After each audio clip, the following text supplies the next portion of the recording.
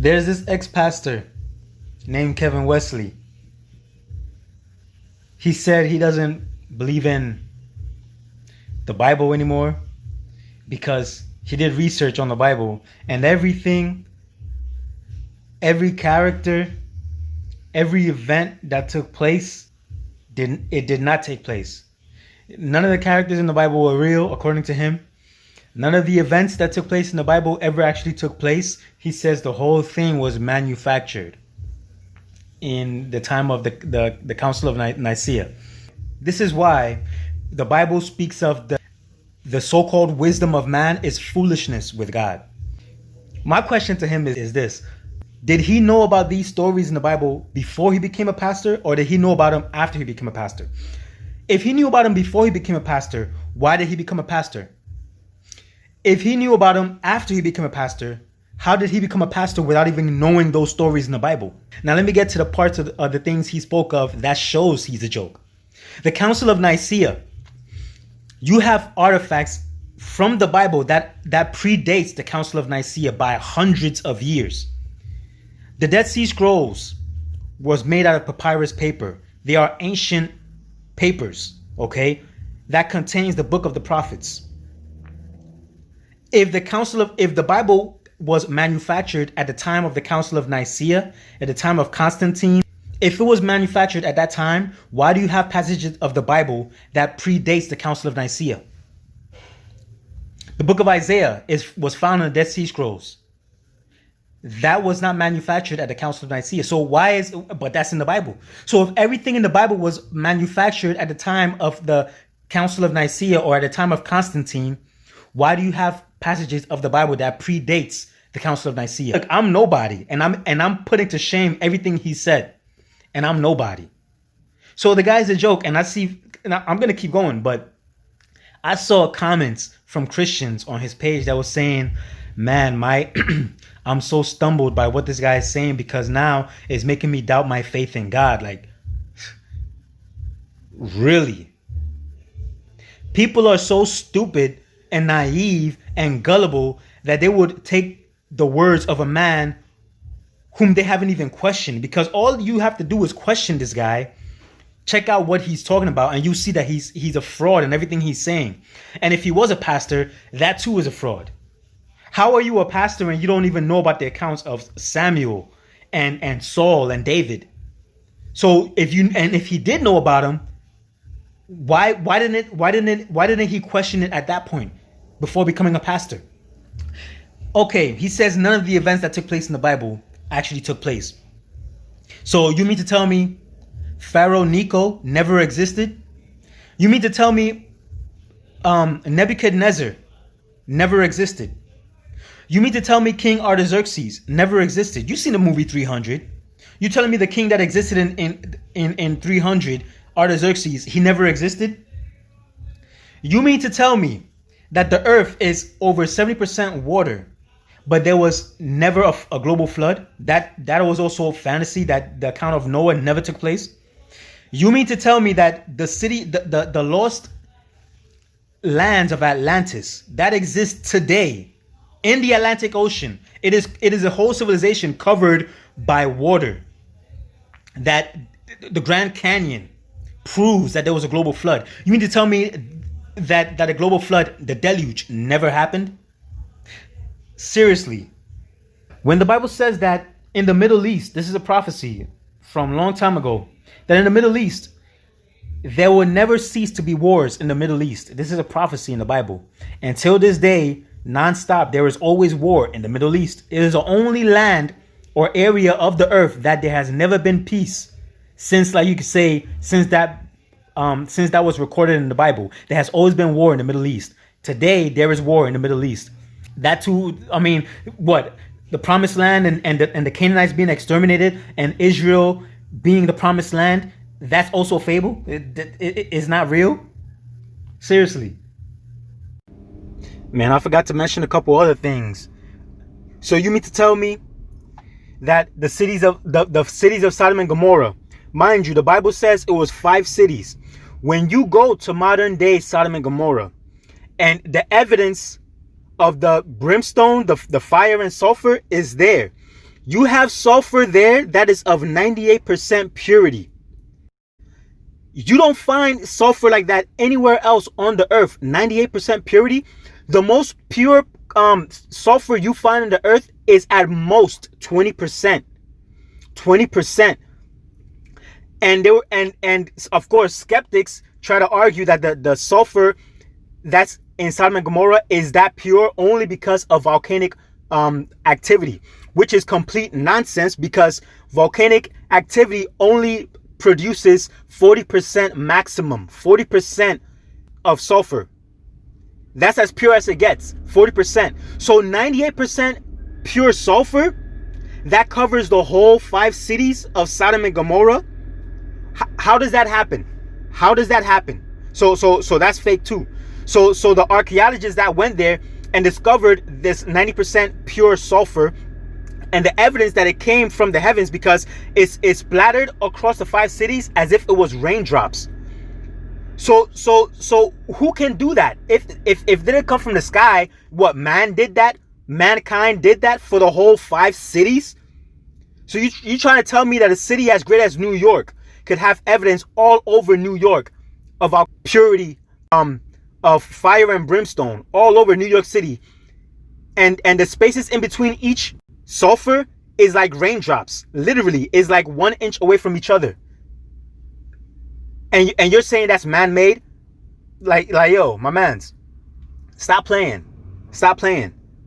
And God said that no one will be able to live there, no one will be able to grow any sort of food there, and the evidence will stay for future generations, as a witness for future generations of what would happen to the ungodly if they continue practicing their ungodly deeds. That's evidence there that God has left there for people to see, for future generations to see what God does to the ungodly. Okay, so that evidence is there. You trying to tell me that never took place? Come on, that like what's wrong with you? Okay, and then there's also, he says that the Bible was given to us to justify slavery, that it was man-made, and it was given to the African Americans, and that it's not really our religion. Let me give you a brief history on African Americans and Haitians and Jamaicans.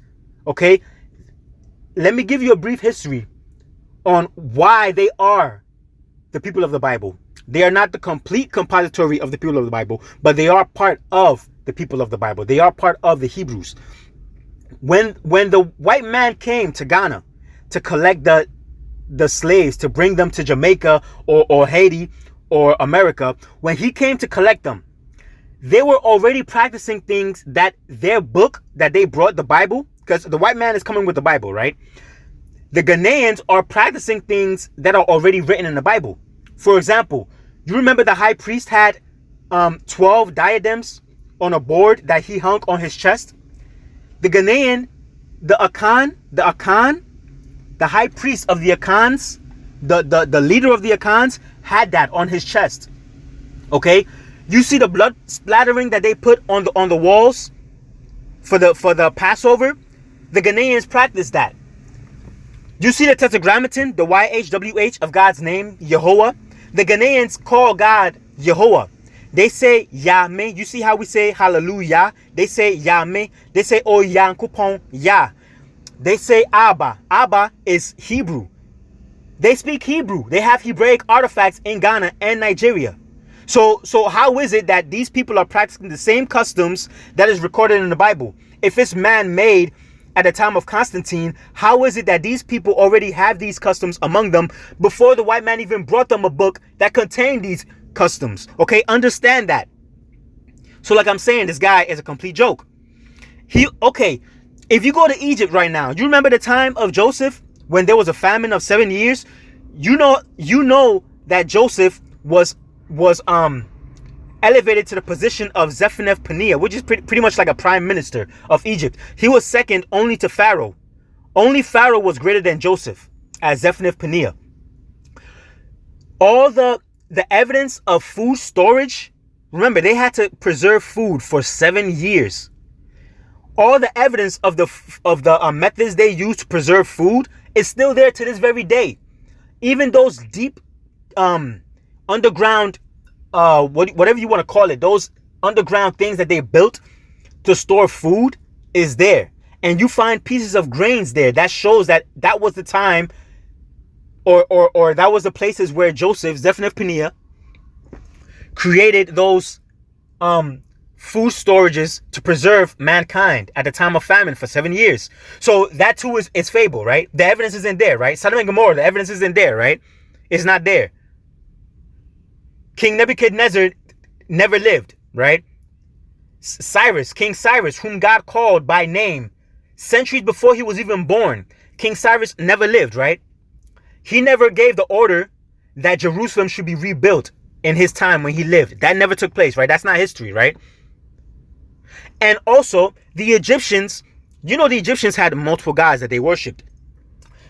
The Egyptians, out of all the gods that they have, they have this one god that was the god of the slaves that used to live there.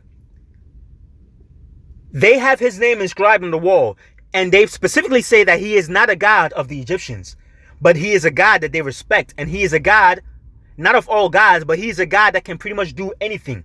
That is proof of the God of the slaves who used to live there, the Hebrews, whom the Egyptians do not worship. They don't want to give him, that praise of worshiping him, but they definitely don't want to disrespect him because they remember what he did to their land of Egypt. He completely desolated the land of Egypt. So that evidence of hieroglyphics is not there in Egypt currently, right? It doesn't exist. Come on, man. This guy's a complete joke. He's a complete joke. I saw another video he posted on YouTube where he says that God says, "Thou shalt not kill," and yet he commands his people to kill.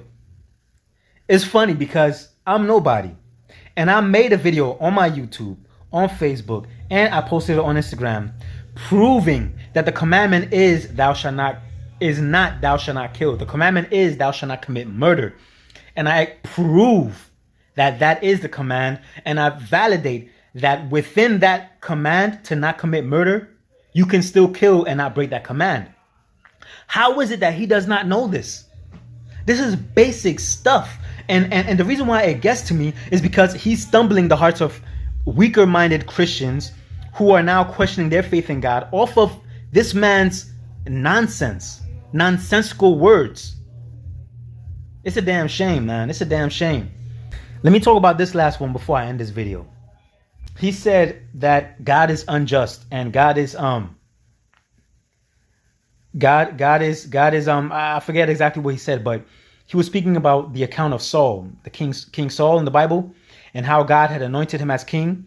And then later on, God rejected him. And then God said he regretted making Saul king. And he said, why would God regret? Then it means God is not God because he changes his mind. Okay. I'm going to talk about this, and I'm going to show you how foolish his statements are. First of all, the reason why God elected King Saul to become king was because the nation of Israel rejected God as their king, and they wanted to be like the surrounding nations and have their own king. And this was displeasing to the prophet Samuel. But God said, it's okay. They've rejected me. They haven't rejected you. So you go ahead, and I'm going to pick a man to be king, and you're going to anoint him with oil. So God chose a man out of the tribe of Benjamin. When he chose Saul, he didn't choose Saul because he thought Saul would be a very good king. He chose Saul just off of Saul's appearance because of how he looked. Okay, Saul was the tallest man that ever lived in Israel. That alone should let you know that it wasn't because of Saul's heart that God chose him. He chose Saul out of his appearance. He was the most handsome man at that time in the nation of Israel. He was the tallest man at that time in the nation of Israel. So God chose him off of his appearance, not necessarily because he was going to be pleasing to God or anything like that, okay? When God chose Saul, now God has given him a prophet that would, give him the decrees of God. Here it is, you have a man that you can consult concerning God. Oh, should I do this? Is it pleasing if I do this? Is it okay with God if I do this? Because look, if we had prophets at this time, wouldn't you want prophets at this time so that you could consult them and be like, yo, is it okay for me to make this move? I want to start a business. Do you think it's okay with God? And then God would let you know. Wouldn't you want to consult that prophet? Of course you would. If you love God, I mean, if you have any inkling towards pleasing God, that's what you would do. It's common sense. Okay, Saul had that at his disposal. Even though Saul had these things and was nobody before he became king, and then God made him king, even though Saul had all of this at his disposal, he completely disrespected God by making his own moves, disregarding God's thoughts on the matter. Okay, and what this guy Kevin Wesley was talking about in the video was that after Saul disrespected God on numerous occasions, this was the last point where God had enough of Saul, because now God gave him a deliberate word. He said, kill off all these people. And Kevin Wesley is saying God got angry at Saul because Saul disobeyed God and didn't kill the animals but spared them. And that Kevin Wesley is saying that God shouldn't have been angry with Saul because Saul sacrificed animals that God was going to kill anyway, right? And then Samuel said, does God take pleasure in the fat of rams more than he takes pleasure in you obeying his word? Okay, listening to God is more pleasurable to him than sacrificing something. Okay, Kevin Wesley had a problem with that statement because he's saying, why would you be angry at a man that you already know is that type of way? That in a sense, God already knows everything. Okay, it's confusing. Look, God can see the future, but he chooses not to because he has given us all free will. Okay, so it is like being able to see into the future is like having a gift of running fast, right? You're the fastest man in the world. That's an ability you have. Does that mean that just because you're the fastest man in the world that you're going to run fast everywhere you go? No. You choose when to use that gift, when to use that ability. God has the ability to see into the future. That doesn't mean he uses it all the time. Sometimes he chooses not to use that ability and see what you're going to do to surprise him. Okay. And another angle to that is, if we say God can see into the future, what in a sense we're saying is that that everything is already outlined, right? That everything is already destined. So nothing is a surprise. But no, what it means for God to be able to see into the future, which I made a video on this, what it really means is not necessarily that God sees into the future as in what you're going to do is already written out in the book. And so he knows what you're going to do before you do it. No, it's more like this. God knows all the possibilities that is in front of your future. He can choose to see whether he knows that if you decide to wake up at 7:30 today, or 7:31 today, or 7:32, or 7:33, or 8:30, or 9 o'clock, he knows what. If you wake up at this time and you decide to shower today or not shower and go to the bodega and come back and then shower, he knows all the possibilities. It's not that something is already outlined and your life is there as it is. No, he knows all the possibilities of your life and can choose to use the ability to see into the future of your life.